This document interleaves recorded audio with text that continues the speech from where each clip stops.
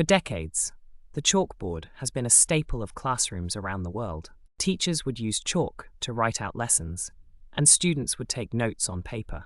But in recent years, a new technology has emerged that is revolutionizing the classroom. The Smartboard, a digital whiteboard that allows teachers to write out lessons, display videos, and interact with students in new ways. And it's not just the Smartboard that's changing the classroom. Laptops, tablets, and other digital devices are becoming more common in classrooms around the world.